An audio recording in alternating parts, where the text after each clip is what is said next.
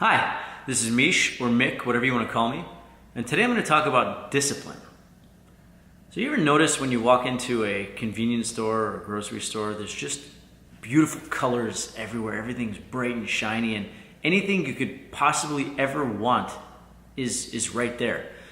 You're paying at the cash, you went to get water or milk or something, and then you see these Mars bars and Kit Kats, and they just look so unbelievable, and I'll grab one. Look how convenient it is. I'm just gonna grab this, and a Monster Energy drink. Well, I'm feeling a little tired, so I'll grab one of those. And by the time it comes time to walk out of the place, you have two bags full of crap you never even wanted. So what I'm getting at is we live in a playground. There's such an abundance of everything. It's so easy to just get lost in the consumption, because I'm speaking from experience. When I was a kid and my parents I remember the first time my parents left the house for half an hour, I don't know, 10 years old, and they said, we'll be back in half an hour, don't burn the place down. First thing I could think of was run to the pantry, open the Pop-Tarts, go crazy, have popsicles, maybe watch some stuff I wasn't supposed to. And that feeling is exactly the feeling I felt when I was older, when I became an independent adult. There were no parents to tell me not to do something or that I had to worry about leaving or coming back. I could do whatever I wanted, whenever I wanted. And 25 years old, I was, chubby, bloated, lazy guy who was overconsumed with my consumption. I was eating like crazy. I wasn't being overly productive. I had no real dreams. I was just kind of in a loop. I'd wake up in the morning, turn on the radio, drive to the coffee shop, get a donut and a coffee, go to work, and wait for lunch. I'd go for lunch, have a big lunch, talk about the news or whatever we were talking about, get back to work, kind of try to stay awake until it was coffee time again around 3. Then I'd go home, but before I'd go home, I'd have a beer with the boys.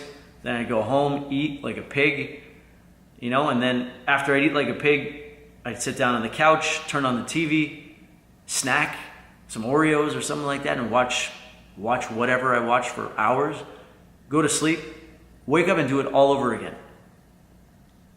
And I did it for so long, and I have to actually thank my excessive personality, because I just went too far, and I was like a little bit sick, and I needed to step back and see what was going on, because I had to get healthier.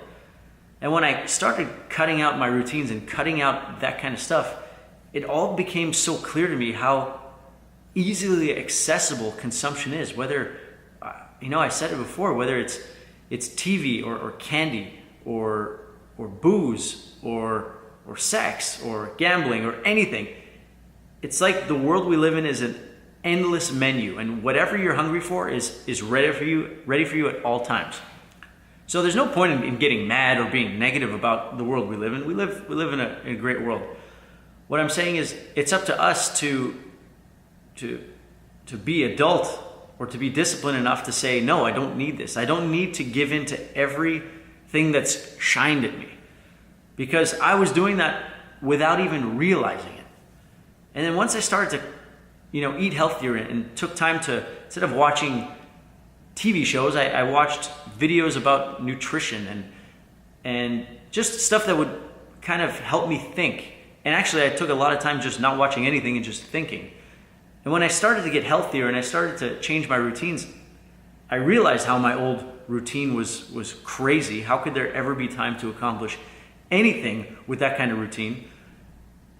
And I just started to notice things when I'd walk into a convenience store and see all this stuff available, and people are just grabbing it all and not realizing that it's completely useless, terrible stuff for you that's just so easily available that you might as well just grab it. It's cheap, it's easy, fast food, all that stuff. I love fast food. It tastes amazing. There's a reason why millions of people eat it every day, because it tastes awesome. But it's horrible for you, and it makes you feel like shit right after. But once you're in that loop, it just becomes part of your day-to-day. And the further back and the further out that I've been, the more I can see that the most readily available things are the worst for you. And they only push you to stay further or go deeper into that rabbit hole of the hamster wheel and never seeing outside the box. So when I say, no, I don't want to have a beer, or when I say this is hour 38 of my fast that I'm on, which I'll tell you about another time, it makes people nervous. It makes them feel weird. It makes them question me. Maybe they're questioning themselves. But I feel like in a world where there's so much abundance, we have to, or at least I have to, show discipline, because that's the only way I can get fulfillment. Because I can never be fulfilled in a world where there's so much, it just never ends. I'll never be happy because there'll always be after and next and how much more and how much more. I'll explode or die or burn out or whatever it is. So it's almost like in this game we're living in, there's so much stuff available. The only way you'll be able to do well is just not take it. Just leave it. It's almost like a distraction. It's a distraction. It's like, here, come get me, eat me, and you'll be useless for the next 2 hours. And I was eating all day, every day. Now I do this intermittent fasting thing, and I do it not for at first I did it for physical, but I do it because of how clear my mind is. Most people have had 5 meals almost by noon, where their brain is tired because they're trying to digest all day long, and I haven't had anything. I had a coffee.